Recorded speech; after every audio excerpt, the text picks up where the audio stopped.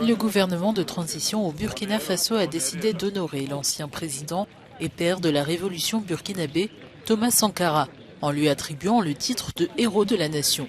La consécration du statut de héros de la nation à Thomas Sankara vise à pérenniser les valeurs cardinales qui fondent la République, a justifié le gouvernement. Le gouvernement de la transition du Burkina Faso a décidé mercredi 4 octobre d'élever l'ancien président et père de la révolution burkinabé Thomas Sankara au rang de héros de la nation. Pour rappel, en février de cette année, les corps de l'ancien président burkinabé et de ses 12 compagnons assassinés le même jour ont été inhumés sur le lieu de leur mort à Ouagadougou. On ne le dira jamais assez, célébrer les héros nationaux a une importance cruciale et ce pour de multiples raisons. Ces héros symbolisent l'identité et l'histoire nationale, unifiant ainsi les citoyens autour de valeurs communes. Leur histoire inspirante et leurs contributions exceptionnelles servent de modèle pour les générations actuelles et futures, les motivant à atteindre l'excellence et à se battre pour des causes justes. De plus, ces célébrations jouent un rôle essentiel dans la transmission de l'histoire du pays, éduquant ainsi les jeunes sur leur patrimoine culturel, politique et social. Elles renforcent également l'unité nationale, rappelant aux citoyens leur histoire commune malgré les diversités. En reconnaissant et en honorant ces héros, la société exprime sa gratitude envers ceux qui ont sacrifié leur vie ou travaillé ardemment pour le bien de la nation. Ce processus encourage donc un sentiment de responsabilité envers la société et le pays, renforçant ainsi le patriotisme. De plus, les célébrations mettent en avant des valeurs telles que le courage, l'intégrité et la loyauté, promouvant ainsi ces qualités au sein de la société. En somme, célébrer les héros nationaux représente un moyen puissant de préserver l'unité nationale, d'inspirer les générations futures, de favoriser l'unité et le patriotisme tout en transmettant des valeurs cruciales à la société.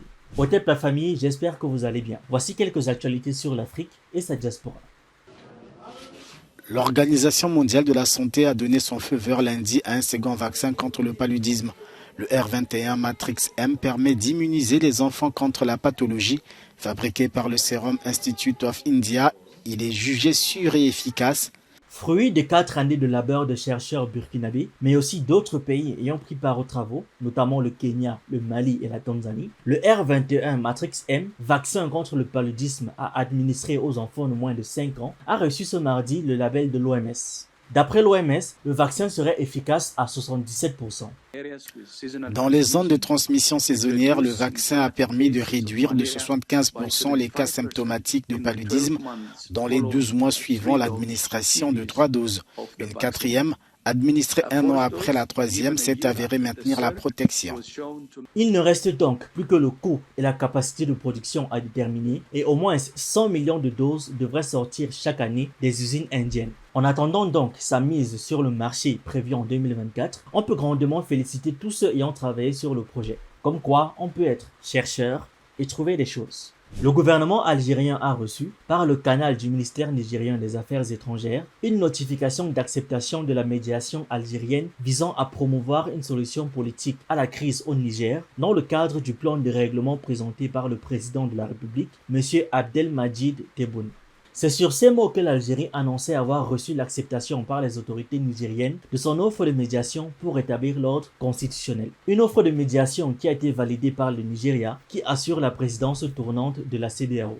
Pour résoudre la crise au Niger, l'Algérie avait proposé en outre une période de transition de 6 mois sous la conduite d'un civil. Niamey de son côté a rappelé que la durée de la transition vers un régime civil serait uniquement fixée par un forum national inclusif dont on ne connaît pas encore la date. S'agissant du cas de l'Algérie, M. Lamine Zéné, Premier ministre nigérien, a indiqué qu'ils étaient en train de s'entendre sur les contenus de l'initiative lorsqu'ils ont découvert sur les réseaux sociaux que l'Algérie a dit qu'ils étaient d'accord. C'est donc ce qui a motivé la réaction du gouvernement à dire non, car selon lui, ce n'est pas parce que nous sommes dans une situation difficile qu'ils peuvent nous manipuler. Et dans un communiqué disponible sur le site Actu Niger, on peut lire ceci. À l'occasion de la rencontre tenue le 25 septembre 2023 à New York, entre les ministres des Affaires étrangères, de la coopération et des Nigériens à l'extérieur et le ministre algérien des Affaires étrangères et de la communauté à l'extérieur, la partie nigérienne a fait part de la disponibilité des autorités nigériennes à examiner l'offre de médiation de l'Algérie comme contribution pour une solution négociée, devant permettre au peuple du Niger de repartir sur de nouvelles bases pour reconquérir et asseoir sa souveraineté, son indépendance et la liberté de ses choix politiques et économiques. Cette position traduit l'expression de la singularité des liens séculaires d'amitié et de fraternité entre nos deux États et nos deux peuples frères.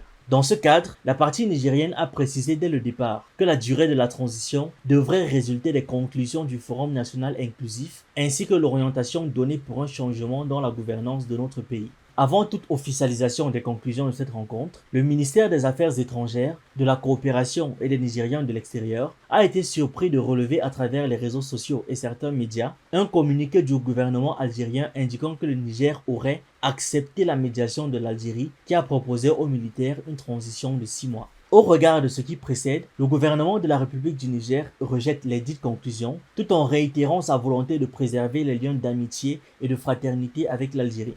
Et pour finir, face aux analyses de certains acteurs dans les médias nationaux et étrangers qui prophétisent la déstabilisation du Cameroun à la suite des putschs militaires survenus dans certains pays africains, le gouvernement camerounais rappelle que le Cameroun est un État de droit doté d'institutions démocratiques au sein desquelles sont clairement définis les mécanismes d'accession au pouvoir. Précisé dans un communiqué, René Emmanuel Sadi, ministre camerounais de la communication. Depuis quelque temps, à travers nombre de médias nationaux et étrangers, toutes presse confondues, des personnes se livrent à des analyses ou commentaires inspirés par les coups de force survenus dans certains pays africains et croient pouvoir, par là même, prophétiser la déstabilisation d'autres pays par effet de contagion, y compris le Cameroun. Face à ces analyses spécieuses, ces spéculations fantaisistes et des conjectures donnant lieu à des extrapolations hâtives, le gouvernement de la République rappelle que le Cameroun est un État de droit doté d'institutions démocratiques au sein desquelles sont clairement définis les mécanismes d'accession au pouvoir. Aussi, le gouvernement condamne-t-il sans réserve toute prise de pouvoir par des voies anticonstitutionnelles.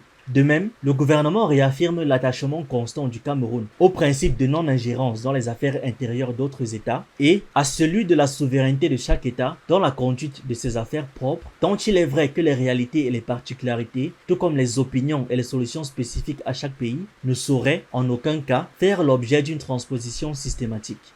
Le gouvernement invite donc instamment les personnes concernées à se garder d'établir des parallèles insensés et saugrenus et de faire des prédictions ubuesques sur le devenir du Cameroun, qui pourraient s'apparenter à des appels à la déstabilisation de l'État et, de ce fait, justifier leur interpellation et leur traduction devant la justice conformément à nos lois et règlements. Enfin, en appelant à la vigilance et au patriotisme de tous, le gouvernement invite les Camerounais à continuer de faire confiance aux institutions de la République et à celles et ceux qui ont la charge de présider aux destinées de la nation.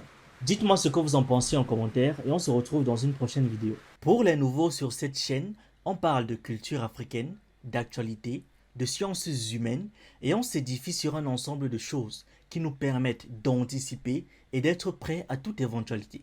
Je vous encourage donc à vous abonner, à liker cette vidéo et à la partager en statut WhatsApp, sur Facebook, sur Instagram ou même ailleurs. C'est totalement gratuit et ça fait toujours plaisir.